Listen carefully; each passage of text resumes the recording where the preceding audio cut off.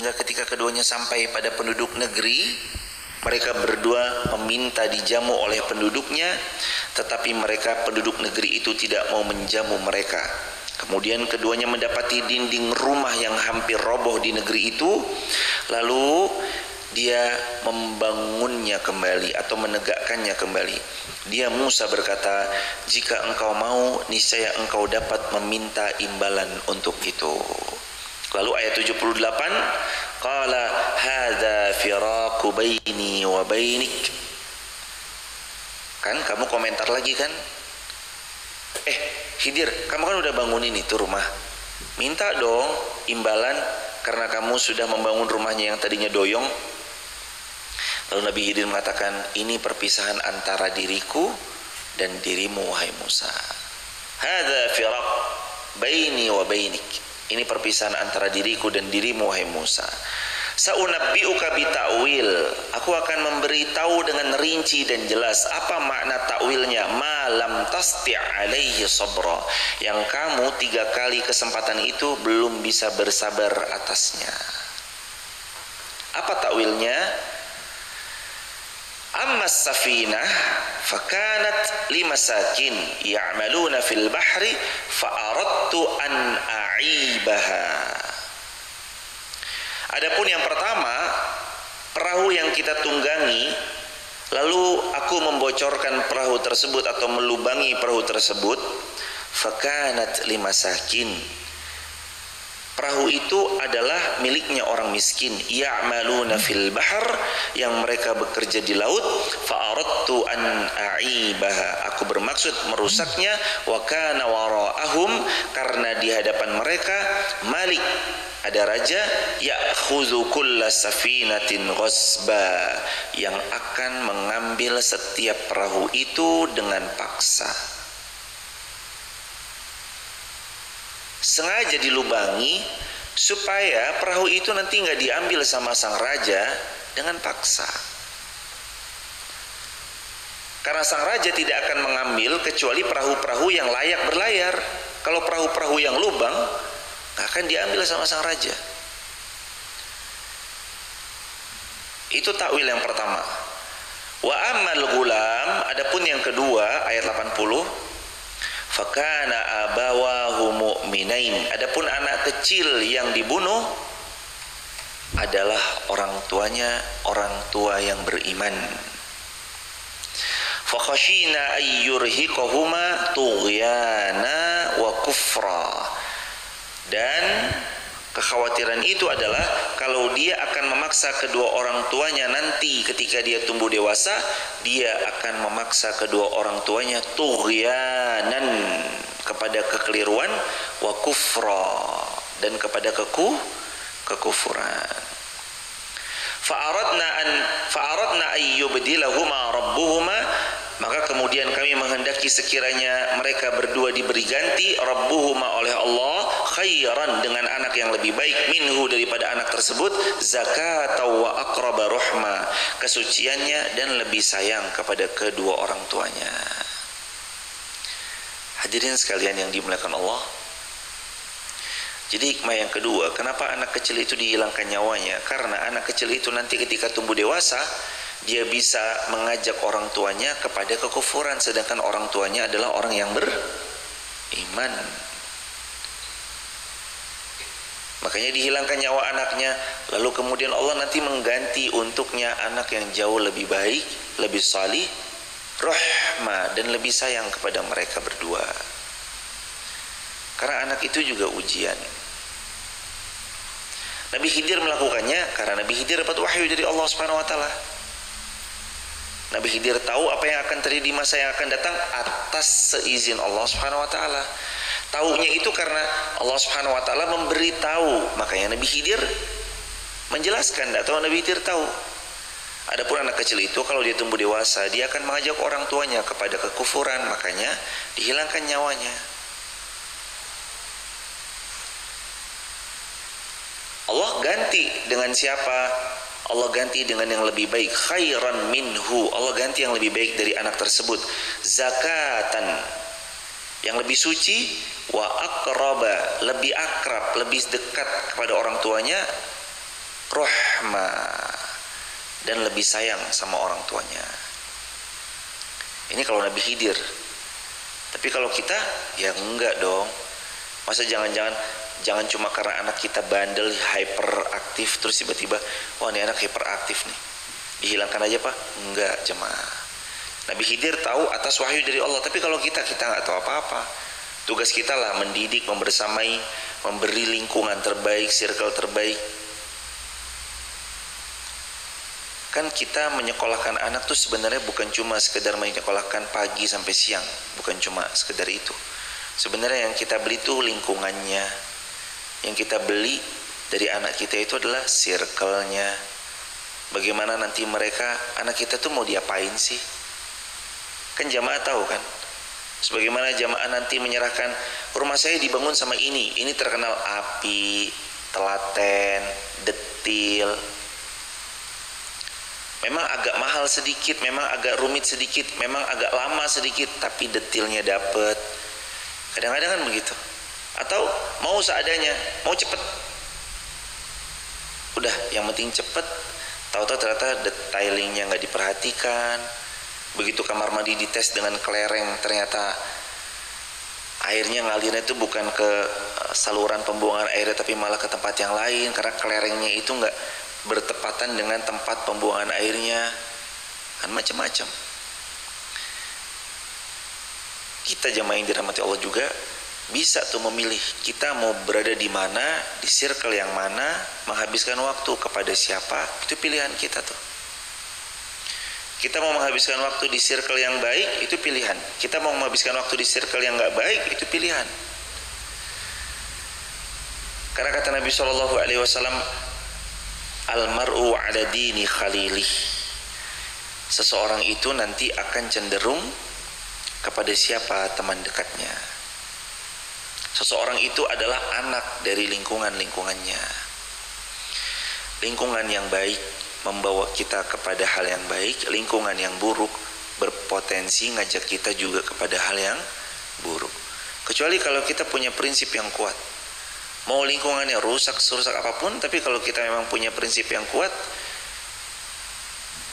kekuatan prinsipnya itu bisa mengubah lingkungannya. Bahkan lingkungan ini rusak, tapi prinsipnya dia kuat. Diajak berbuat kerusakan, dia nggak mau. Diajak berbuat yang keliru, dia nggak mau. Prinsipnya kuat gitu. Dia pegang prinsipnya. Maka potensi yang kuat, bukan dia yang terwarnai, tapi dia yang mewarnai. Hadirin yang dimuliakan Allah Subhanahu Wa Taala, tentang pembunuhan anak ini ada dijelaskan oleh dijelaskan oleh Sayyidina Abdullah bin Abbas dari Ubay bin Ka'ab dari Nabi SAW bahwasanya beliau bersabda, al-ghulamul ladzi qatalahul Khadir tubi'a yauma tubi'a kafiran. Anak kecil yang dibunuh oleh Nabi Khidir itu telah ditetapkan hari penetapannya sebagai kufur. Kalau tidak, terus kemudian dihilangkan nyawanya.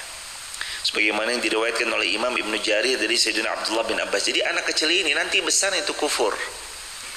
Karenanya takut-takut nanti dia mengajak orang tuanya yang sudah beriman kepada Allah menjadi kufur juga. Itu kenapa kemudian Nabi Khadir atau Nabi Khidir menghilangkan nyawanya anak tersebut. Kedua orang tuanya mukmin, dan kalau anak itu tumbuh besar, dia akan memaksa kedua orang tuanya kepada kesesatan dan kepada kekufuran. Maksudnya, kecintaan kepadanya akan menyebabkan keduanya terbawa untuk mengikuti anaknya kepada kekufuran.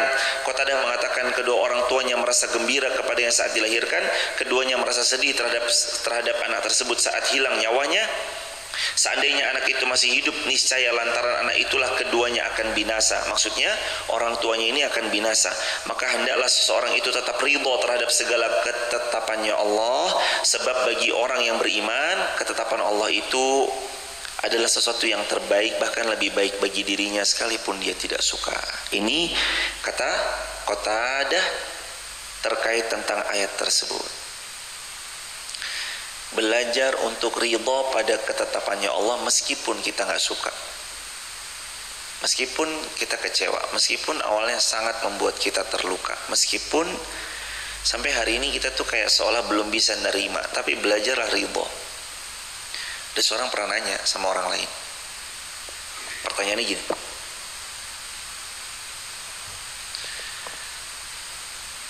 wahai Syekh, bagaimana? Seorang pemuda bertanya kepada seorang ulama, wahai Syekh, bagaimana cara kami tahu kalau Allah ridho dengan kami? Lalu Syekh ini menukil sabda Nabi, man radiya falahu ridha wa man sakhita falahu sukhtu.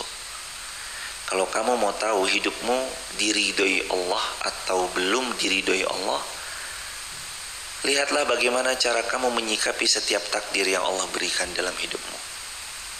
Kalau kamu meridhoinya, maka Allah pun juga ridho padamu. Tapi kalau kamu memurkainya, maka Allah pun juga murka kepadamu. Sebagaimana sabda Nabi yang tadi, siapa yang ridho terhadap takdir Allah, Allah pun ridho pada hidupnya. Siapa yang murka terhadap takdir Allah, Allah pun murka kepadanya. Jadi hadirin, kalau kita mau tahu kita diridhoi Allah atau belum, itu sebenarnya simple. Coba lihat aja gimana yang terjadi, lalu gimana sikap kita. Apa yang Allah berikan, lalu gimana keriduan kita. Apa yang Allah hadirkan, lalu gimana cara kita menerima ketetapan. Lihat aja di situ. Ketahuan nanti seorang hamba ini diridhoi Allah atau belum diridhoi Allah. Tapi kan saya nggak suka. Ridho aja dulu. Karena Qatadah mengatakan Allah Subhanahu wa taala ketika menetapkan pada sesuatu yang bahkan belum disukainya, sungguh ketetapan Allah itu lebih baik pada apa yang mungkin belum disukainya. Lalu atas apapun yang mungkin dibencinya tapi sudah Allah tetapkan, itu jauh lebih baik untuknya dari semua rencana dan bahkan apapun yang dia cinta. Itu lebih baik. Sekarang gini deh jamaah, kalau misalkan kalau ada di antara kita dapat sesuatu yang sulit, dapat sesuatu yang menurut kita berat, tapi kitanya jadi bagus selamanya, bukankah itu baik? Kita ini sekarang terbentur. Gara-gara benturan demi benturan itu, jadilah kita sosok yang tangguh, yang kuat, yang hebat, yang berhati-hati dalam bertindak, berhati-hati dalam memposting, berhati-hati dalam mengucap. Bukankah itu lebih baik? Ada seorang anak muda salah posting. Ketika salah postingnya itu membuat satu suku tertentu tersinggung, contoh misalnya. Lalu suku itu tersinggung, menegur anak muda tersebut, tolong dong kontennya silahkan, tapi jangan buat ketersinggungan terhadap suku tertentu, kalau gitu kurang baik. Lalu anak ini ia mengakui kesalahannya, lalu ia memperbaiki dirinya, lalu sejak kejadian itu kontennya jadi bagus seterusnya. Bukankah itu baik? Iya. Walaupun sebelumnya dia harus lewati entah itu teguran, entah itu nada yang agak tinggi, entah itu kecaman dari suku yang dia singgung dalam kontennya. Tapi kan membuat dia jadi lebih bagus, kenapa enggak? Hadirin, banyak orang itu jadi tinggi setelah dibanting sekeras mungkin dalam hidupnya. Tahu kayak bola bekel ya? Hadirin, terutama yang perempuan, pernah mungkin main bola bekel. Saat bola bekel itu dibanting keras ke keramik atau ke lantai, dia akan mumbul lebih tinggi daripada posisi bantingan kita. Mungkin kita banting dari sini nih, dek, dia mantulnya lebih tinggi. Hidup perlu dibanting agar hidup terpelanting. Hadapin aja hadirin. Ketemu orang yang curang, ketemu orang yang khianat, ketemu orang yang culas, ketemu orang yang gak amanah, ketemu aja. Lalu lewati aja fase itu. Diciderai, amanah yang sudah diamanahkan, udah lewatin aja fase itu. Itu tuh yang nanti membuat kita tuh dibanting awalnya, lalu terpelanting. Kalau kita jelek sekarang untuk bagus di masa yang akan datang, kenapa enggak? Kita jelek sekarang untuk bagus di masa yang akan datang, kenapa enggak? Seorang anak muda ketika sholat tarawih dia imami, lalu kemudian selesai ngimami, dia ditegur sama bapak. Nah, besok-besok tuh kalau bisa tuh ceramahnya yang begini ya. jangan ceramah soalan ini ya. Lalu dia, aduh, ngerasa bersalah, dia nggak bisa tidur. Kenapa tadi ceramahnya begitu? Kenapa ceramahnya begini? Aturan ceramahnya jangan ini, jangan itu, sampai kemudian mungkin ada sesuatu yang beliau ingatkan. Gitu. Akhirnya dia memperbaiki isi tausiahnya ketika Ramadan itu, pada pertemuan berikutnya atau pada jadwal berikutnya. Akhirnya dia terperbaiki. Bukankah itu bagus buat dia? Walaupun awalnya nggak enak, harus ditegur dulu. Seperti itu hidup. Mungkin akan ada aja yang gak kita sukai, tapi yakin di balik yang gak kita sukai itu ada keberkahan. Mungkin akan ada aja yang kita benci, tapi di balik yang kita benci itu ada kebaikan. Wa asa an takrahu syai'an wa yaj'alullahu fihi khairan katsira. Boleh jadi kamu benci sesuatu, kamu gak suka sama sesuatu yang terjadi, tapi di balik itu ada kebaikan yang banyak yang mau Allah berikan. Tapi manusia kan kadang-kadang lebih cepat berburuk sangkanya kepada Allah, dan buruk sangkanya kadang mendahului baik sangkanya, sehingga dia gak ada celah untuk baik sangka. Padahal kalau dia mau menarik diri sebentar dari zoom in menjadi zoom out, dia akan melihat Allah itu baik, sudah jaga dia. Boleh jadi juga doa hadirin selama ini, ya Allah berikan laki-laki yang salih untuk putri hamba, lalu putrinya gagal menikah. Boleh jadi itu doa dari yang ibunya doakan selama ini, minta jodoh yang salih untuk putrinya. Akhirnya dibuat gagal menikah. Kenapa? Karena ternyata laki-laki tersebut belum baik untuk putri kita. Gagalnya menikah, Allah ganti dengan yang lebih baik. Tapi kan awalnya harus malu dulu. Undangan udah tersebar, catering udah dibayar, malu dulu. Tapi itulah harga yang harus dibayar untuk mendapat sebuah kebahagiaan. Dan gak apa-apa, dari sesuatu yang kita benci hari ini, besok akan jadi sesuatu yang paling kita syukuri. Banyak kejadian dan banyak orang yang cerita itu ke kami, mungkin jamaah juga pernah mengalami. Sesuatu yang paling kita gak suka, sesuatu yang paling kita benci, suatu hari nanti akan jadi sesuatu yang paling kita bersyukur bahwa kita pernah melewati itu. Corona kemarin contohnya, awalnya mungkin kita gak suka, tapi hari ini kalau jamaah mau jujur, kira-kira punya waktu kayak Corona 2 bulan, bisa kumpul sama keluarga, akrab sama anak-anak, duduk sama mereka, kita ngajarin sholat mereka, kita ngajarin wudhu mereka, ngajarin zikir mereka, kita buat video bareng sama mereka, ayo nak ngaji. Kira-kira mau gak mengulang momen-momen me time dan family time selama 2 bulan di rumah aja? Wah, itu momen mahal jemaah. Corona kemarin tuh kami dapat banget beberapa rekaman-rekaman kami tuh rekaman-rekaman di Corona.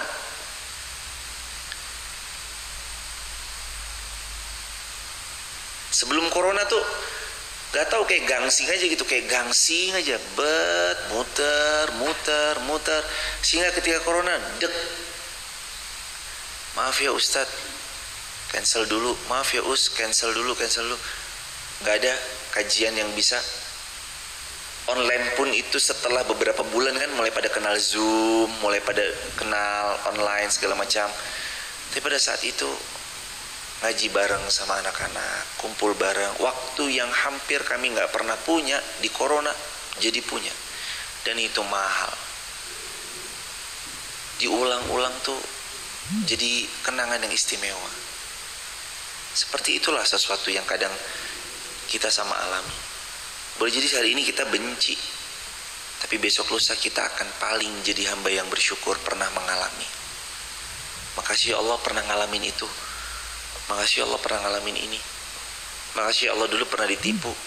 Makasih Allah dulu pernah dicurangi. Makasih Allah sudah Engkau tampakkan siapa yang jujur, siapa yang tidak jujur sedini mungkin. Terima kasihlah kepada Allah. Allah tuh mengabulkan doa kita meskipun dengan cara yang lain. Ini aja Maya, Allah selalu mengabulkan doa kita meskipun dengan cara yang lain. Yang kita pinta, ya Allah berikan kami bunga mawar yang indah, harumnya semerbak, yang siapapun memandangnya selalu terpesona dengan bunga itu ya Allah. Berikan kepada kami bunganya ya Allah. Lalu yang Allah beri adalah apa? Tangkai mawarnya yang tidak ada bunganya lagi berduri.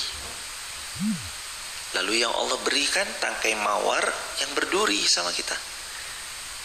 Lalu kita bilang, ya Allah kan saya mintanya kan bunga mawar yang harum semerbak, yang membuat setiap pasang mata memandangnya selalu terpesona. Kenapa yang dikasih tangkai nggak ada bunganya berduri lagi?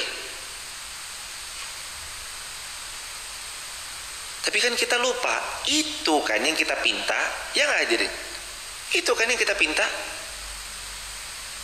Cuman kita belum ngerti, dia tuh harus dirawat, disiram, berproses dengannya. Ya udah terima dulu aja tangkai berduri itu, terima, rawat dengan baik, jaga dia dengan baik. Setelah beberapa waktu tangkai itu mulai tumbuh beberapa daun, lalu ada kuncup, udah mulai merekah di hati kita. Kok kelihatan ya, kayaknya ini sesuai dengan yang saya minta ya Allah. Kuncupnya lalu lama-lama membesar. Dari kuncup yang sudah besar merekah, lalu kemudian menjadi merah. Dan kita bersyukur, ya Allah ini lebih baik dari semua yang aku pinta. Yang kita pinta cuma satu bunga, tapi yang Allah beri ribuan bunga. Itu Allah. Makanya jangan curiga dulu sama Allah. Kenapa kok saya diginiin ya Allah? Kenapa kok saya kasih begini ya Allah? Kenapa kok saya dipertemukan sama orang yang ini ya Allah? Kenapa kok? Jangan curiga dulu sama Allah. Allah menempatkan sesuatu pasti ada maksudnya. Allah memberikan sesuatu itu pasti mau Allah kasih apa yang kita inginkan selama ini. Dipertemukan dulu dengan yang A, dengan yang B, dengan yang C. Nanti hadiahnya tuh Allah kasih sesuai request, bahkan yang lebih baik. Juga ada kisah seorang kakek menanam satu pohon mangga atau pohon apa gitu ya. Ketika pohon ini sudah mulai berbuah atau sudah ada buah-buah mangganya gitu, pohon ini tuh tergoncang dengan angin sehingga buahnya berhamburan kemana-mana. Awal kakek ini tanam satu pohon, pohonnya pun tumbang dan kakek ini pun menyesal, penuh sedih. Di animasinya gitu kan. Tapi ketika pohon-pohon itu dengan buah yang tadi terhembus angin, buahnya ada di mana-mana, akhirnya sang kakek ketika termenung lalu dia bangun. Dia kaget melihat betapa indahnya pohon mangganya yang hancur satu itu berubah menjadi pohon mangga yang jauh lebih banyak. Ada animasinya kan kayak gitu. Satu pohon hancur tapi Allah gantikan ribuan pohon dengan ribuan buah yang lebih banyak. Itu hikmahnya untuk kita belajar ridho atas apa yang Allah berikan. Hari ini nggak tahu ya jamaah, mungkin kayak kita tuh ngalamin kerugian dalam bisnis, kita mengalami sesuatu yang gak kita sangka dan gak kita duga dalam bisnis. Tapi hadiahnya Allah tuh pasti jauh lebih indah dari semua apapun yang hari ini sedang kita rasakan. Yang penting kita tuh tetap lurus, baik sangka sama Allah, jangan pernah belok-belok dari jalurnya Allah. Yakin aja, yakin. Hadirin sekalian yang dimuliakan Allah, Rasulullah SAW pernah merasakan hal itu. Waktu Nabi diusir, dibenci sama penduduk kota Makkah. Padahal Nabi 40 tahun tuh gelarnya Al-Amin loh hadirin. 40 tahun gelar Nabi Al-Amin. Begitu mengemban dakwah, tiba-tiba gelar Al-Amin itu seperti seolah gak menempel lagi sama Nabi. Berganti gelarnya jadi Muhammad, jadi Muzammam. Gelarnya Nabi terus kemudian jadi pemecah belah. Gelarnya Nabi terus jadi orang gila, penyihir, dan yang lainnya. Padahal 40 tahun Nabi SAW bergelar Al-Amin. Nabi pernah merasakan itu. Bahkan ketika Nabi SAW lagi sedih, Allah kan menghibur. Di beberapa ayat yang sebelum-sebelumnya kan kita belajar, wahai Muhammad, jangan kamu sedih. Wahai Muhammad, jangan kamu khawatir. Kan Allah hibur Nabi Muhammad SAW. Untuk kemudian setelah Nabi berhijrah dari Mekah, Nabi tinggalkan, padahal Nabi sangat mencintai kota Mekah. Sampai ada statement Nabi, Aukama kala Nabi SAW, sesungguhnya aku mencintaimu wahai kota Mekah, aku berat meninggalkanmu. Kurang lebih begitu ya kalimat-kalimatnya, yang intinya kalau bukan karena tentu perintah Allah lalu kaummu mengusir aku nggak mau pindah dari Mekah. Tapi setelah Mekah itu Nabi tinggalkan, Allah beri ganti kota yang jauh lebih baik. Kota apa itu? Madinah Al-Munawwarah. Selalu ada ganti yang lebih baik dari apa yang kita pergi tinggalkan. Selalu ada hadiah yang lebih baik untuk kita yang mau terus bersabar. Asalkan kita mau terus bersabar dan tidak cepat berburuk sangka kepada Allah. Sabari tangkai berduri itu. Cepat atau lambat tangkai berduri itu nanti akan berubah menjelma menjadi bunga mawar merah yang lebih banyak, lebih lebat, dan itu yang kita inginkan. Allah kasih yang lebih baik. Itu jemaah. Ayat keberapa? 82. Wa ammal jidaru fakana li ghulamaini yatimaini fil madinah wa kana tahtahu kanzun lahuma wa kana abuhuma salihah.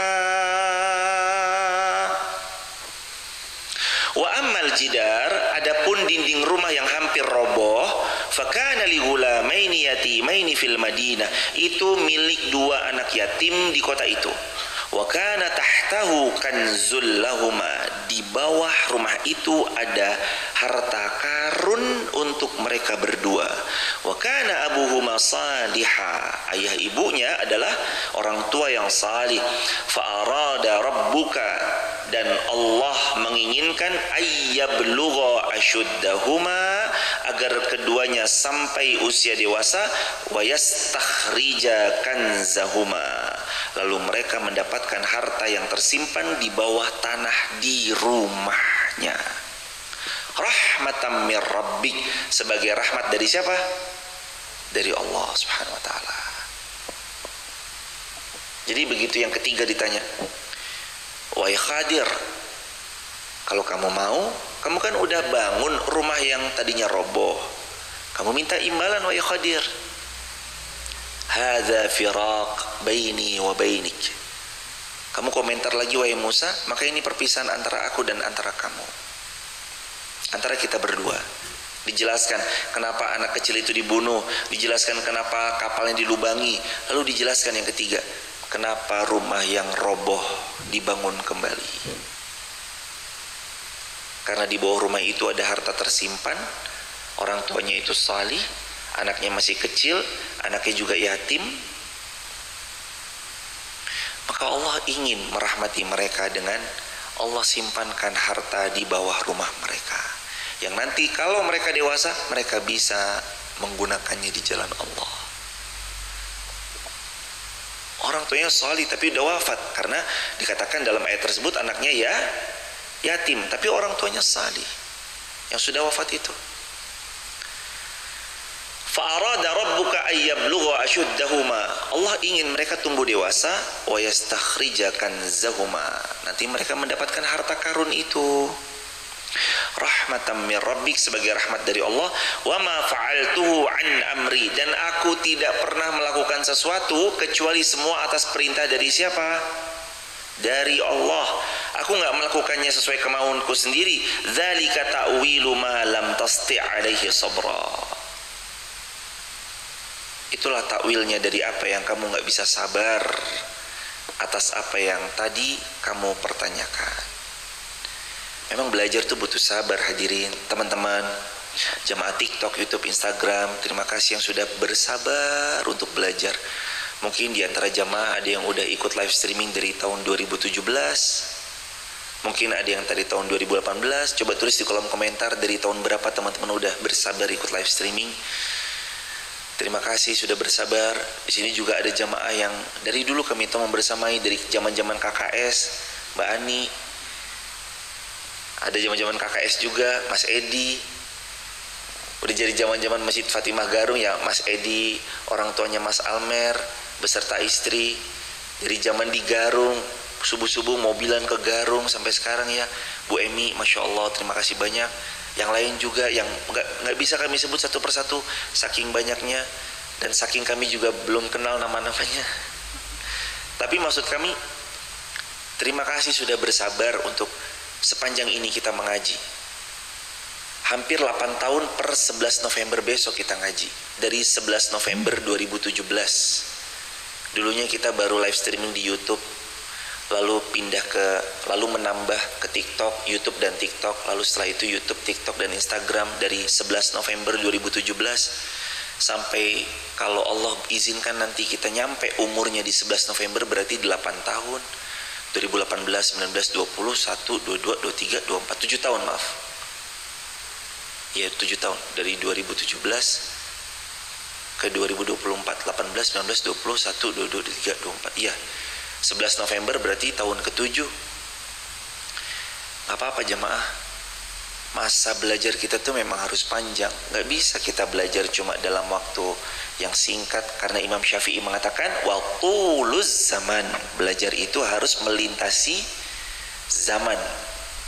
Panjang. Sampai kayak ada fase gitu. Dimana wajah itu silih berganti. Coba kalau jamaah datang deh kemarin pas hari Sabtu, wajahnya udah berbeda lagi. Ini wajah anak-anak muda baru lagi, beda lagi. Yang anak-anak wajah yang lama udah pada nikah, udah pada punya anak. Itulah melintasi zaman jemaah. Coba lihat guru-guru kita, mungkin beliau pun juga merasakan hal yang sama. Dulu kita belajar dari guru-guru kita, ustaz-ustaz kita, dari zaman rambut beliau hitam sampai sekarang, ya Allah, beliau jenggotnya putih, rambutnya udah putih. Kan berarti beliau juga mengajari kita melintasi zaman. Apaan tuh mas?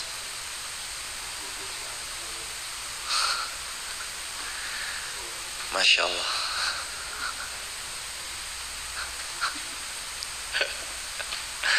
Ya Allah, Masya Allah. Melintasi zaman hadirin. Lam tasti' alaihi ma ya sabra. Harus sabar. Ayo kita belajar, ayo kita azamkan kita mau istiqomah. Sampai kapan? Sampai Allah panggil kita berpulang. Saya nggak tahu sampai kapan saya bisa membersamai jamaah. Boleh jadi ini hari terakhir kita ngaji, kita nggak tahu.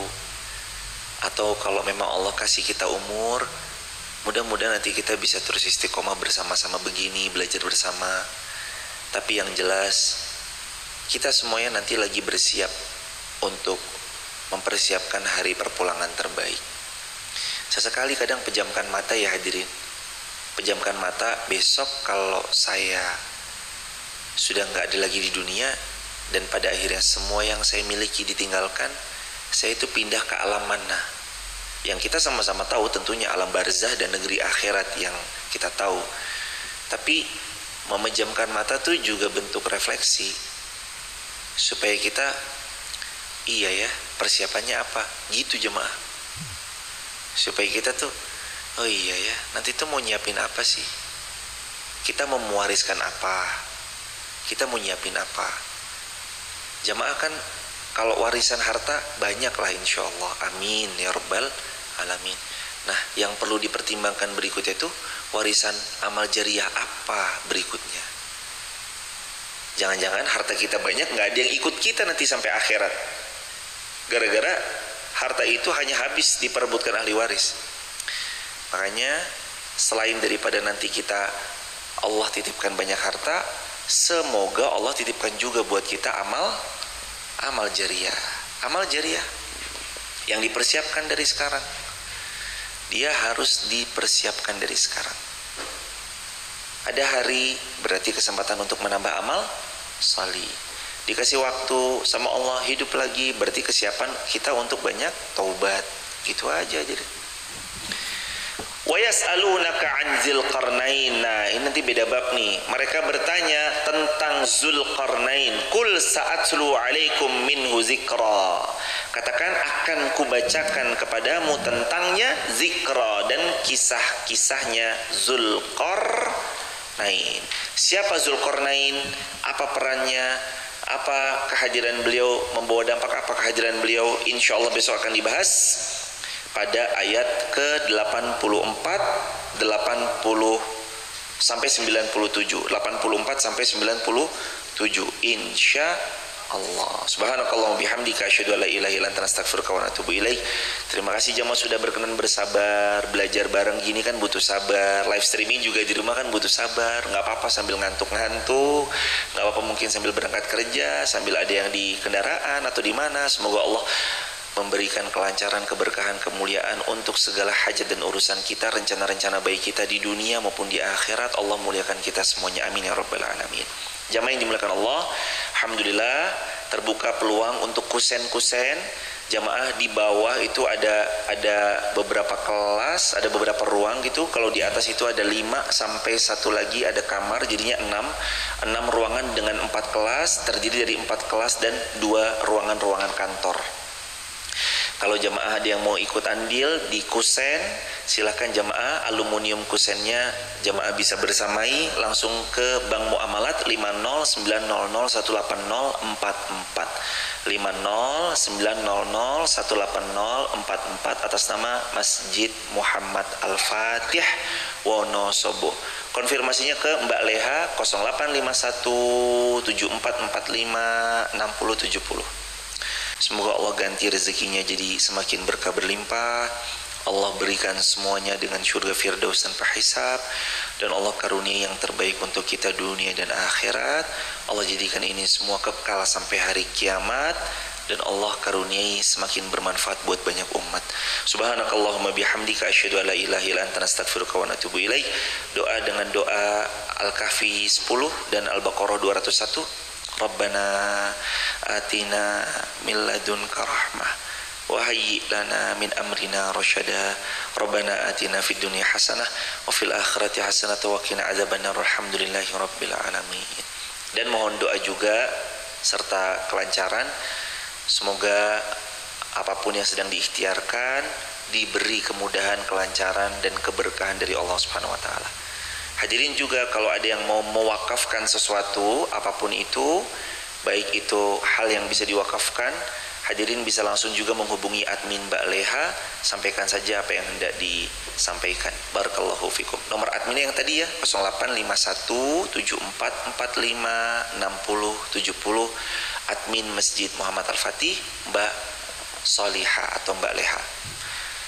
Kita akhiri lagi dengan hamdalah. Alhamdulillahirabbil alamin. Subhanakallahumma bihamdik asyhadu an la ilaha illa anta astaghfiruka wa atubu ilaik.